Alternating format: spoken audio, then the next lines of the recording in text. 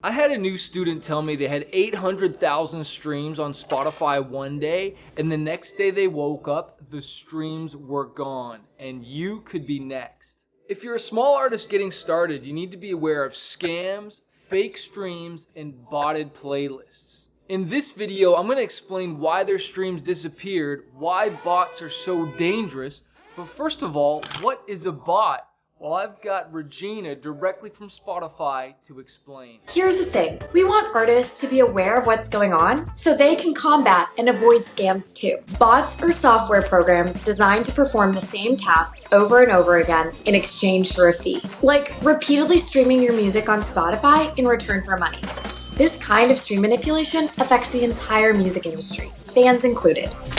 So bots are basically these little computer programs that run and manipulate your streams. It's not even real people that are listening to the music, and who wants that? I don't know about you, but I want real fans. And so this is how this student got 800,000 streams. They weren't even real people. She bought some scam that we're going to talk about later, whether it's on Fiverr or someone who DM'd her. But this is why you got to be very careful, and this is why I've got Sarah from Spotify who's explaining what Spotify is doing to combat this manipulation. Spotify tracks unusual listening patterns and flags streams that are potentially suspicious. We have a huge team of engineers and researchers working on detecting, mitigating, and removing artificial streaming activity across Spotify so we can protect artists and their legitimate streams. So what counts as a legitimate stream then?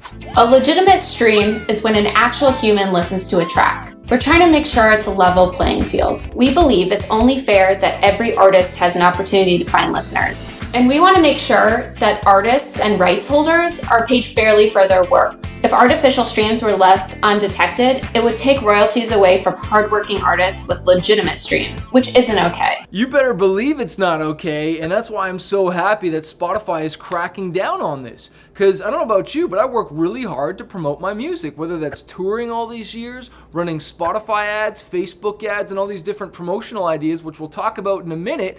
And then for some fake stream or bot that some, scam artist is doing, and then my royalties are going to somebody else, that is not cool. So the question is, what can you do to promote your music that is legitimate? Well, that's why we've got Dee from Reach Records, who's been a part of multi-platinum selling albums, to give you some ideas to promote your music that are legit. Don't do artificial streaming. That's my big message. If you have money that you're able to reinvest into your career, then reinvest it into channels that are going to actually provide a return that is long-term. Advertising, creating visual content, music videos to grow your channels, instead of putting all of your budget into something that isn't going to give you the fan base that you ultimately need, and the people that are going to show up to your concerts, the people that are going to purchase your merch, and the people that are going to rock with you on and off album cycles. So I agree with Dee on making sure you're putting your money into real legitimate marketing and promotions,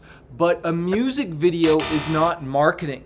A music video is a marketing asset. Until you've marketed that video, it doesn't become marketing. You just made the video, you've uploaded it to social media and YouTube, but nobody's watched it. And so, yes, step one, make a music video or a lyric video, and don't go spending a ton of money until the song is proven. I have a story about that where I spent $5,000 on a music video and it was the wrong song. I thought it was going to be the hit, but now I've learned to wait a little bit to see which one is the hit before spending a big budget. So you should do like a lower budget, few $100s on a video, but then you take the rest of that money of your budget and you run and promote it on ads, whether that's Spotify ads, Facebook and Instagram ads, TikTok, or even on here, YouTube ads, to put that video in front of fans. Now, you can't buy a fan base, but you pay for advertising to put your music in front of more people at once, and you speed up the process so the music video or the lyric video gets in front of people, and then that music wins them over. It touches their hearts and really speaks to them.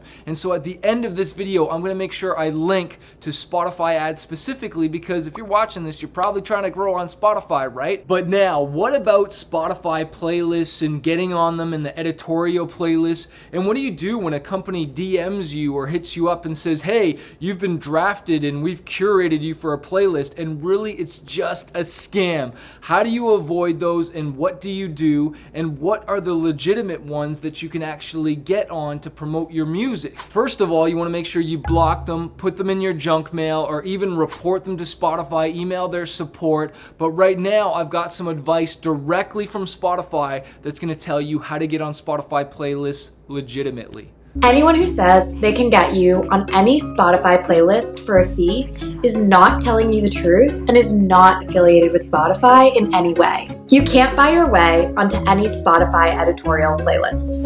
The only way to pitch music to our editors for editorial playlist consideration is by submitting your track on Spotify for Artists. So what she means about the Spotify tool is you got to go to artist.spotify.com and you've got to claim your artist profile. You can do that through your distributor as well, whether that's DistroKid, TuneCore, or CD Baby. They can help you claim your artist profile on Spotify, and then you log into it and do this afterwards at artist.spotify.com. And once you've scheduled a song for release, you want to make sure you do it at least 3 weeks ahead of its date so that it gives time to show up in the Spotify dashboard and then allows you to pitch it using their pitching tool, which is inside. You log in to the software on your computer, and then you can pitch your song to their editorial playlist. But make sure you give yourself time. I can't get the song from my mastering studio today, upload it, and then pitch it all in the same day. You know what I mean? Like, it takes time, and you've got to plan your release, and you want to schedule it for a Friday. I go in depth in this on other videos. I'll leave the links below here, but let's keep going because you want to watch out for these scams and people that promise you Spotify editorial playlists. Listen to what Spotify has to say about that. Spotify strictly prohibits using any third-party service that promises streams or placement on any playlist, including user playlists, in return for money. Plus, we routinely remove user-generated playlists that claim to offer this, so using these services won't benefit you in the long run. If a marketing service offers things like increased brand recognition and exposure or connections with a third-party playlister, proceed with caution. Some of them may be using stream manipulation methods without informing you. We feel terrible when an artist thinks they're purchasing a legitimate service, but it's actually just an engine for bots and stream manipulation. Not only do these services violate Spotify's terms and conditions, but when we detect artificial streams, we may do things like withholding royalties and correct streaming numbers and chart positions. It may even result in your music being removed from Spotify. First of all, I want you to know I have been scammed before, all right? And if you've been scammed by someone before, post a comment below. You're not alone. We've all been there. We're all just trying to get our music out there, but we want to do it the right way.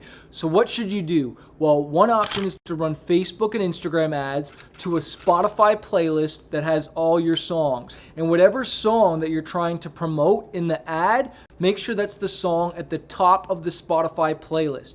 The second thing you should do is actually run Spotify ads. If you go to ads.spotify.com, you can sign up for an account and you can literally run ads to Spotify. You might not know that Spotify has ads because you have the premium version of Spotify. Well, there's millions of fans out there that don't have the premium, and so they have to listen to a 30-second ad. And that's why I made this video right here to show you how to run Spotify ads.